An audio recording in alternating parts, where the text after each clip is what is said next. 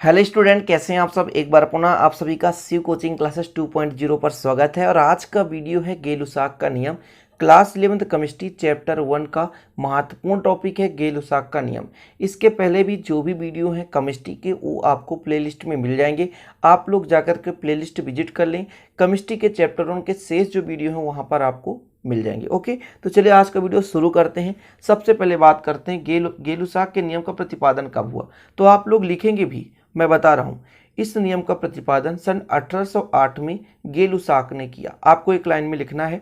सबसे पहले आपको ये लिखना है, इसके बाद कथन लिखना है। ठीक है, क्या लिखना है? गेलुसाक या गेलुसाक यदि कहीं पे मिल जाए तो भी आपको लिखना है। गेलुसाक का गैसीय संयोजन नियम मिल जाए तो भी आपको लिखना है कि इस नियम का प्रतिपादन सन 1808 में गेलुसाक ने किया।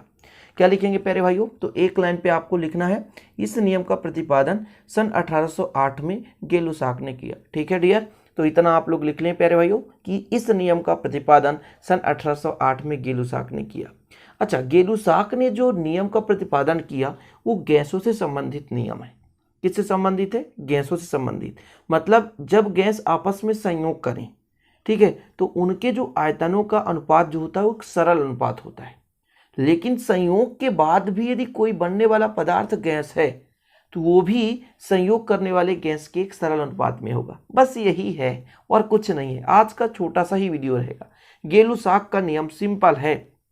गेलुसाक ने क्या बताया कि तापक्रम निश्चित हो, निश्चित तापक्रम पर यानी ताप की समान परिस्थितियों में जब गैस आपस में क्या करते हैं? क्रिया करते हैं। यहाँ पर आप देखें कि निश्चित तापक्रम तथा ताप की समान परिस्थितियों में जब गैस आपस में क्रिया करते हैं तो इनके आयतन एक सरल अनुपात में होता है। और यदि बनने वाला उत्पाद ही गैसीय अवस्था में हो तो उनके आयतन भी सरल अनुपात में होता है।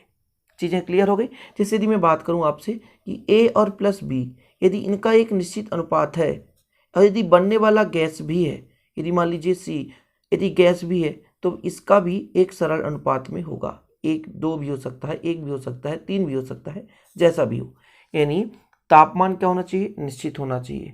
निश्चित तापक्रम पर या ताप की समान परिस्थितियों में जब गैसें आपस में संयोग करती हैं, क्रिया करती हैं, तो इनके आयतन में एक सरल अनुपात होता है। आयतन में, ना कि भार में। परमाणु भार नहीं लेंगे, केवल इसकी आयतन लेंगे कि इसकी मात्रा कितनी है। तो इसके आयतन में एक सरल अनुपात होता है। और यदि बनने वाला उत्पाद भी गैस हो प्यारे भाइयों तो वो भी सरल अनुपात में होगा। ओके, अब बात कर लेते हैं एग्जाम्पल की कि एग्जाम्पल के आधार पर कैसे समझेंगे। तो यहाँ पर देखिए, नाइट्रोजन का एक अणु है, हाइड्रोजन का 3 अणु है। जब नाइट्रोजन का एक अणु और हाइड्रोजन का 3 अणु आपस में क्या करता है? संयोग करता है तो अमोनिया का निर्माण करता है। अब यहाँ पर 3 ही क्यों लिए? ये आपके मन में बहुत सारा क्वेश्चन उत्पन्न कर रहा होगा कि 3 ही क्यों लेते हैं। देखिए यहाँ पर मैं क्रिया यदि कराऊं तो नाइट्रोजन है प्यारे भाइयों और हाइड्रोजन है। जब क्रिया करता है तो अमोनिया का निर्माण करता है। 3 यहाँ पर हाइड्रोजन है जबकि 2, तो यहाँ पर 3 का मल्टीप्लाई कर दें यहाँ पर 2 का, तो समीकरण जो होता है संतुलित हो जाता है। समीकरण जो होता है वो संतुलित हो जाता है। इसी कारण से डियर स्टूडेंट यहाँ पर हमने लिया है गेलुसाक के नियम में नाइट्रोजन का एक अणु, ठीक है, हाइड्रोजन का 3 अणु और जो बनने वाला पदार्थ ये भी गैस है। ये भी गैस था, नाइट्रोजन भी गैस है, ये हाइड्रोजन भी गैस है और बनने वाला भी पदार्थ जो है गैस है। तब इनके तीनों के आयतनों में एक निश्चित अनुपात है, यानी 1:3 अनुपात है। सरल अनुपात का मतलब होता है भैया 1 3 4 ऐसे, 1 2 3 ऐसे, नहीं कि 1 50 70 80 ऐसे एक सरल अनुपात नहीं कहलाते हैं।